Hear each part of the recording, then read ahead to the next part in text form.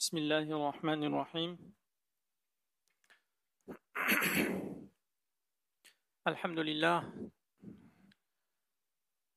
لله وكفى والصلاة والسلام على السيد الحبيب المصطفى وعلى آله وصحبه نجوم الهدى قادة التقى أما بعد. Alhamdulillah, mes frères, toutes les louanges reviennent à Allah subhanahu wa ta'ala.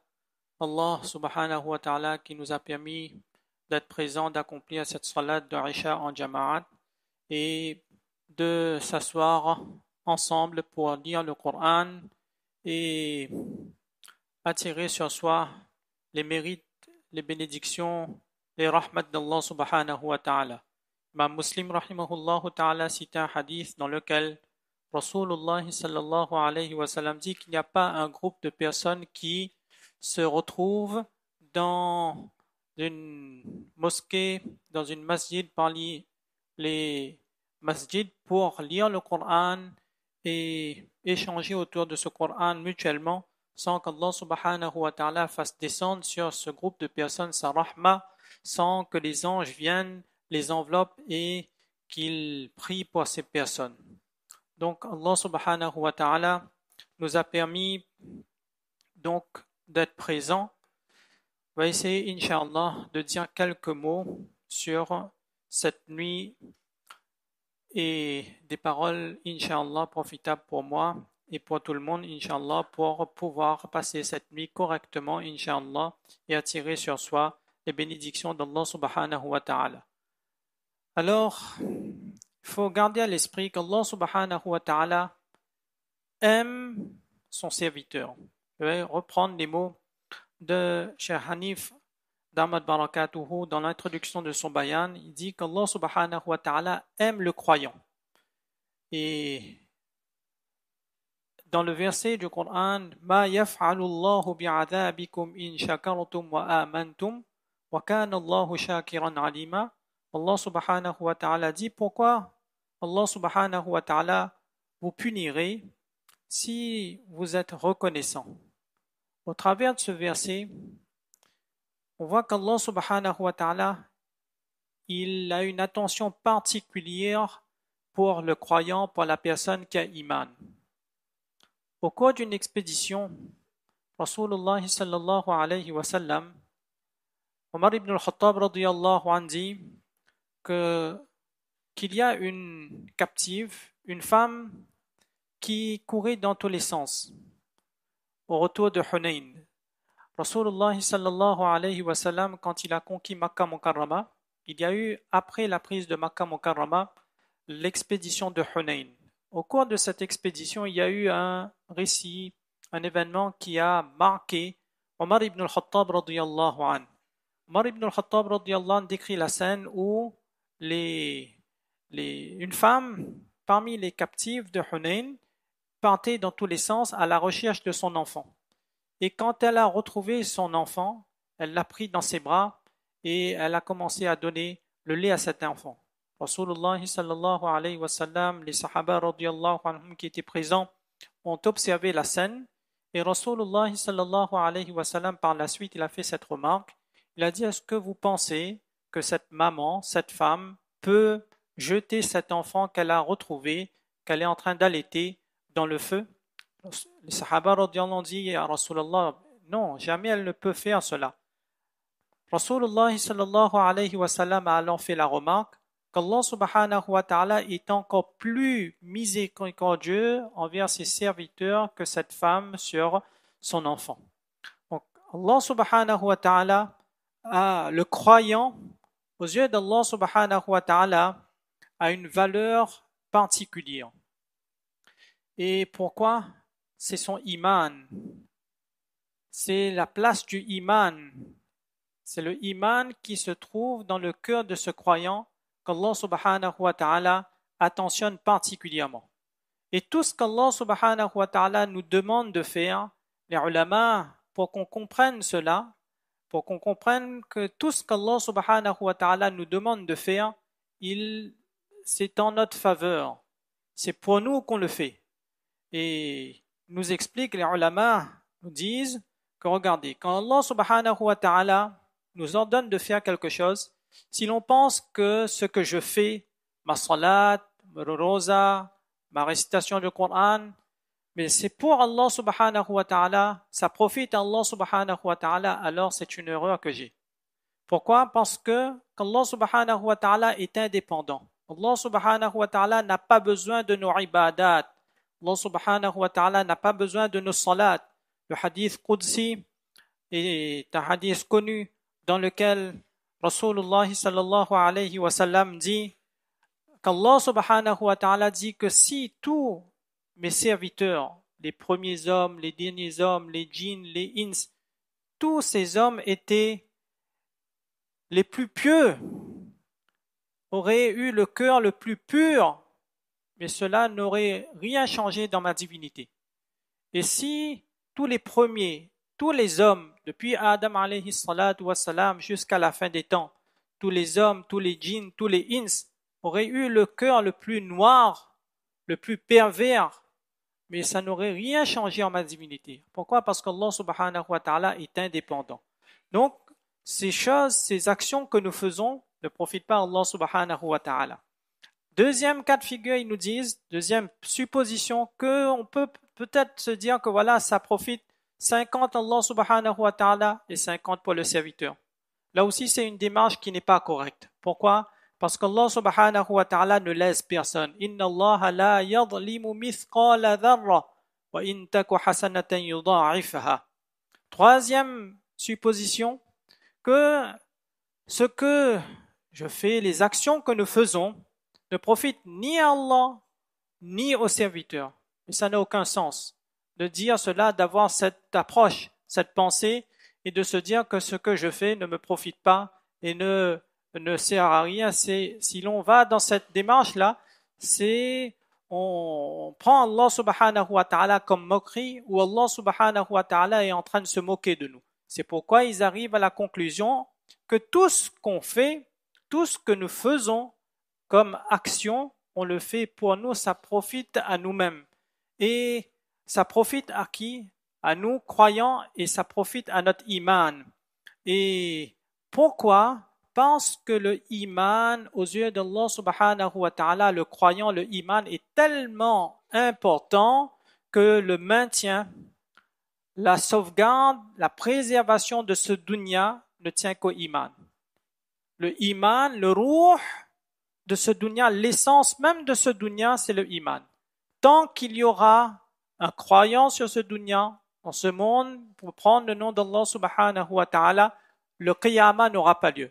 Hadith connu, la taqumu as-sa'a, où Rasulullah sallallahu alayhi wa sallam dit que le qiyamah n'aura pas lieu tant qu'il y aura sur terre quelqu'un pour prendre le nom d'Allah subhanahu wa ta'ala, tant que le nom d'Allah subhanahu wa ta'ala sera pris. Et c'est donc ce iman-là, c'est un bien précieux pour le croyant, mais ce iman est affecté malheureusement. Et Allah subhanahu wa ta'ala, de par sa clémence, de par sa miséricorde,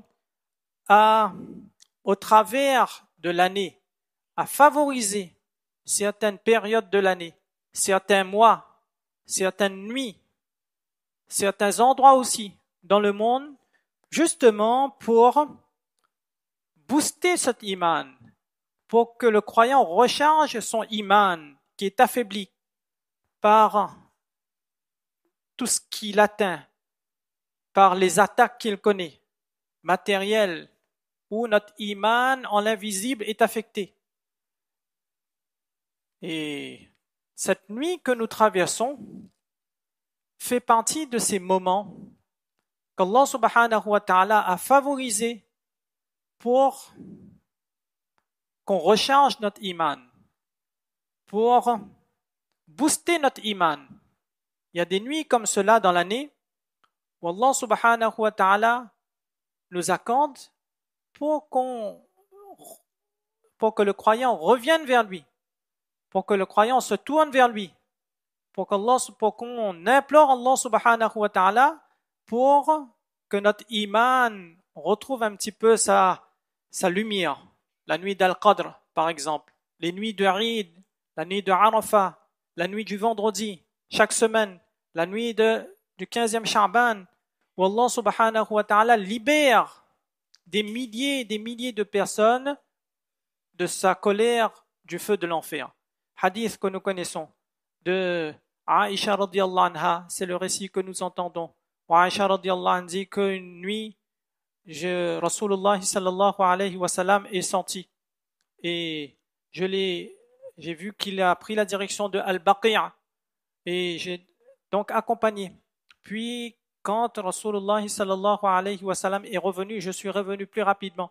Et quand il est rentré à la maison, il a vu que ma respiration était encore forte et m'a fait part de ce qu'Allah subhanahu wa ta'ala l'avait informé, que Jibril alayhi salatu wa salam l'avait informé qu'Allah subhanahu wa ta'ala descend la nuit du 15e Sha'ban, la nuit Laylatan nisf min Sha'ban ila sama'id dunya, au premier ciel, au ciel de ce dunya, et pardonne à autant de personnes qu'il y a de poils sur les bêtes d'une grande tribu des Bani Kalb de Madina Munawwara.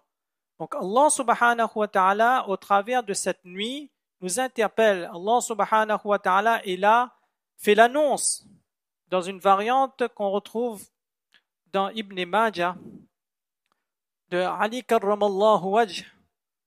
Rasulullah sallallahu alayhi wa sallam encourage les sahaba radiyallahu anhu à faire quoi? Kumu laylaha, de se lever cette nuit et de sumu naharaha, de jeûner, car Allah subhanahu wa ta'ala yanzil, Allah subhanahu wa ta'ala descend fiha li ghurubi shams, aussitôt après le coucher du soleil, il a sama'id dunya, au premier ciel, au ciel de ce monde.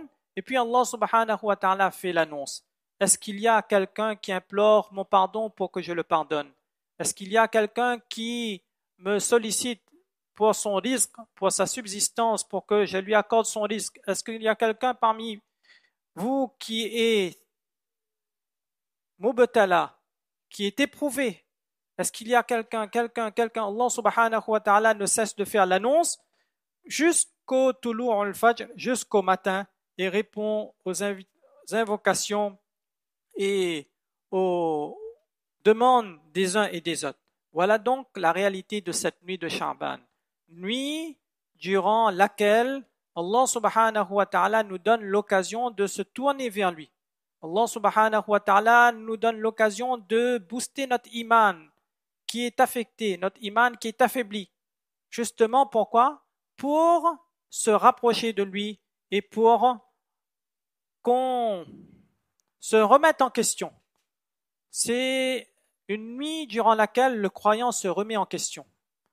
Est-ce que sa relation envers Allah subhanahu wa ta'ala, elle est bonne, elle est équilibrée, elle est sereine, elle est saine, ou il y a des manquements? Et Allah subhanahu wa ta'ala donne l'occasion de se remettre en question et de se tourner vers lui pour qu'on puisse, incha'Allah, entamer ce mois de Ramadan dans de bonnes conditions.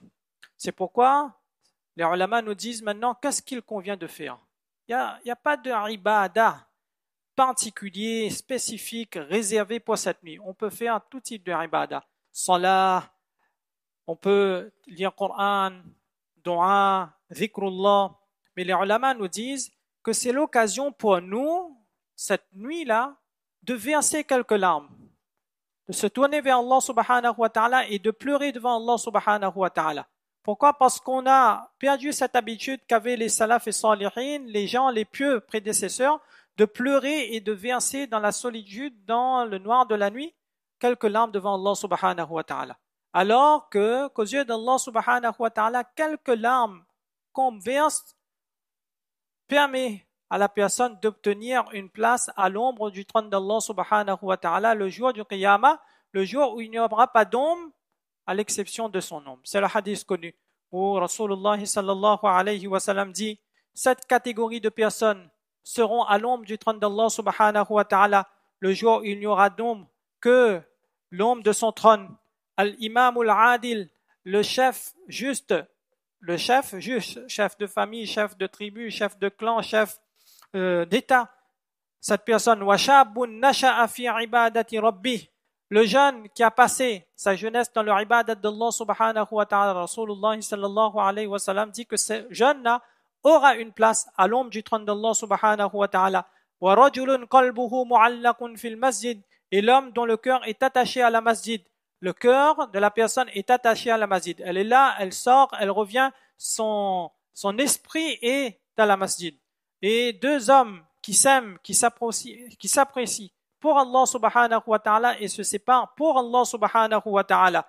Puis le hadith continue et Rasulullah sallallahu alayhi wa sallam dit qu'un homme qui fait la sadaqa, qui fait l'aumône, fa'akhfaha et cache cette sadaqa hatta la ta'lama yaminuhu ma tunfiqu shimaluhu que la personne, que ce que la main droite a dépensé, la main gauche ne connaît pas. Et à la fin du hadith, Rasulullah sallallahu alayhi wa sallam dit que وَرَجُلٌ ذَكَرَ اللَّهَ خَالِيًا فَفَاضَتْ عَيْنَاهُ la personne qui pense à Allah subhanahu wa ta'ala dans la solitude et verse quelques larmes devant Allah subhanahu wa ta'ala pour obtenir le pardon d'Allah subhanahu wa ta'ala dans le souvenir d'Allah subhanahu wa ta'ala et dans la pensée de ses défauts et de ses manquements, la personne laisse quelques larmes.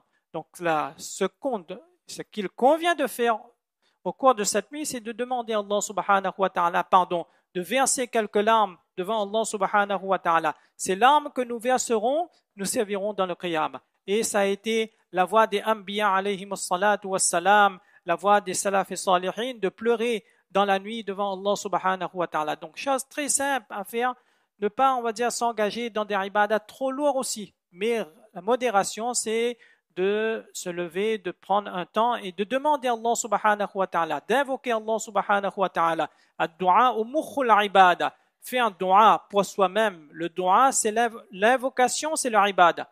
Allah subhanahu wa ta'ala, man lam yas'alillah yaghdab alayh. Rasulullah sallallahu alayhi wa sallam dit qu'Allah subhanahu wa ta'ala est tel que si on le demande pas, quand on le demande pas, il est en colère, il est mécontent. Demandons à Allah subhanahu wa ta'ala, apprenons à demander à Allah subhanahu wa ta'ala pour nous, pour nos proches, pour la ummah qui est en difficulté et essayons de verser quelques larmes devant Allah subhanahu wa ta'ala. Rasulullah sallallahu alayhi wa sallam dans un hadith rapporté par Imam At-Tirmizi rahimahullah ta'ala dit que l'homme qui a pleuré par crainte d'Allah subhanahu wa ta'ala n'entrera pas en enfer tant que le lait qui est sorti, on va dire, de la mamelle de la chèvre ne pourra pas rentrer, ne repart pas vers cette mamelle. Donc Allah subhanahu wa ta'ala nous donne tawfiq de comprendre qu'Allah subhanahu wa ta'ala nous permet de profiter de cette nuit pour se remettre en question et pour analyser notre relation avec lui. La relation du croyant envers Allah subhanahu wa ta'ala, trois choses. Ibn Taymiyyah rahimahullah ta'ala disait que la relation du croyant envers Allah subhanahu wa ta'ala repose sur trois choses. La crainte d'Allah, le khawf, le raja, l'espoir en Allah subhanahu wa ta'ala et l'amour d'Allah subhanahu wa ta'ala. La crainte d'Allah subhanahu wa ta'ala, la crainte, ça c'est une composante essentielle du iman. Et c'est cette crainte d'Allah subhanahu wa ta'ala qui permet aux croyants d'éviter les péchés, de rester éloignés des péchés et de suivre ce qu'Allah subhanahu wa ta'ala lui demande de faire. Donc ça c'est cette crainte. Ensuite, il y a le raja, l'espoir d'être récompensé, l'espoir qu'Allah subhanahu wa ta'ala m'enveloppe de ses bénédictions, me couvre de sa rahma, l'espoir qu'Allah subhanahu wa ta'ala me pardonne. Donc il y a ce raja, l'espoir, crainte, espoir. Et l'élément ensuite de cette relation qui est peut-être l'élément le plus important, comme les ulama le précisent, c'est l'amour qu'on a pour Allah subhanahu wa ta'ala. Où est cet amour que j'ai pour Allah subhanahu wa ta'ala? Est-ce que je fais ma salat par amour pour Allah subhanahu wa ta'ala? Je lis le Coran par amour pour Allah subhanahu wa ta'ala? Je jeûne par amour pour Allah subhanahu wa ta'ala? Ou je le fais mécaniquement? C'est une routine. Rasulullah sallallahu alayhi wa sallam, dans les doigts qu'il formulait, on voit cet amour, où il y a la recherche, la demande de cet amour. Oh Allah, accorde-moi ton amour. Allahumma inni as'aluka hubbak wa hubba man yuhibbuk wa hubba amalan yuqarribuni ila hubbik. Allahumma ij'al hubbaka ahabba ilayya. Tellement de du'a dans lesquels on voit que Rasulullah sallallahu alayhi wa sallam recherchait l'amour d'Allah subhanahu wa ta'ala. Donc, il faut que ces trois éléments sont équilibrés. La crainte d'Allah subhanahu wa ta'ala, l'amour d'Allah subhanahu wa ta'ala et l'espoir en Allah subhanahu wa ta'ala. Pourquoi? Parce que Ibn al-Qayyim rahimahullah ta'ala, pour qu'on comprenne un petit peu l'importance de ces trois éléments, il a comparé ces trois éléments-là à un oiseau. Il a dit que le croyant, dans sa relation avec Allah subhanahu wa ta'ala, est comme cet oiseau. L'amour et la tête de l'oiseau occupent la place de la tête. La crainte et l'espoir sont les deux ailes. Si la tête est en bonne santé, les deux ailes vont suivre. L'oiseau volera correctement. Mais si la tête est défaillante, la tête est coupée, l'oiseau meurt. S'il n'y a pas d'amour dans ce que nous faisons, les actions, on va dire, sont bancales. Et si l'une des deux ailes est endommagée, alors, qu'est-ce qu'il dit? Il dit que l'oiseau devient vulnérable. L'oiseau est faible, vulnérable pour les prédateurs, pour les chasseurs.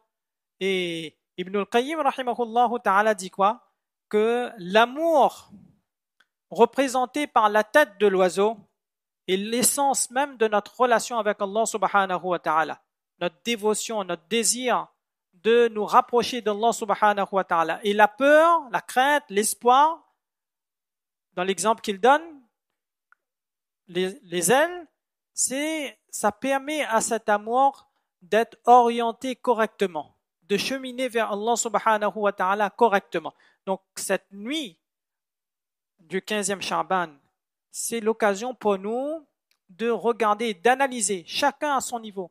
Quelle est ma relation avec Allah subhanahu wa ta'ala? Où est mon amour pour Allah subhanahu wa ta'ala? La crainte que j'ai pour Allah subhanahu wa ta'ala? L'espoir que j'ai en Allah subhanahu wa ta'ala? Est-ce que ces éléments sont dans ma vie de tous les jours ou ces éléments ne sont pas là?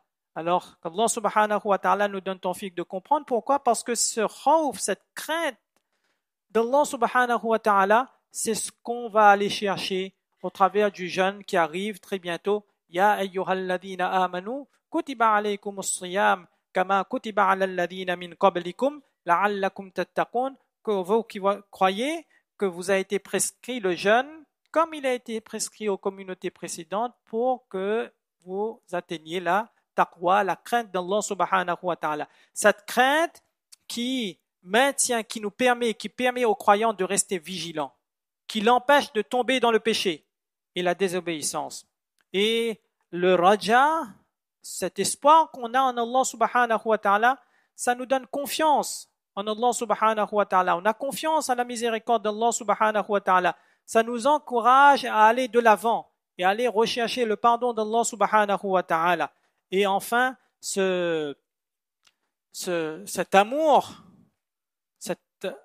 que j'ai pour Allah subhanahu wa ta'ala, c'est la cerise qui vient, on va dire, alimenter et qui vient, on va dire, consolider ces deux ailes pour que je puisse cheminer progressivement vers Allah subhanahu wa ta'ala. Donc Allah subhanahu wa ta'ala nous donne tawfiq de comprendre ces quelques mots. On a essayé d'être bref, qu'Allah subhanahu wa ta'ala nous donne tawfiq de profiter de cette nuit de Al-Bara où Allah subhanahu wa ta'ala libère, pardonne énormément de personnes pour se remettre en question. La remise en question est très importante pour demander à Allah subhanahu wa ta'ala pardon, pour se tourner vers Allah subhanahu wa ta'ala, implorer son pardon, implorer son aide et solliciter Allah subhanahu wa ta'ala pour nous, pour qu'il nous accompagne, pour la Ummah, pour nos familles, pour nos marhoumin, pour toute la Ummah, qu'Allah subhanahu wa ta'ala nous aide et qu'Allah subhanahu wa ta'ala nous permet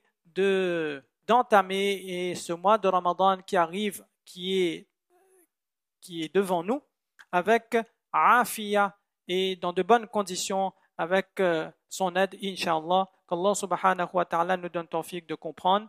Wa ma tawfiqi illa billah. Subhanallah bihamdihi. Subhanakallahumma bihamdika. Ashhadu an la ilaha illa anta. Astaghfiruka wa atubu ilayh.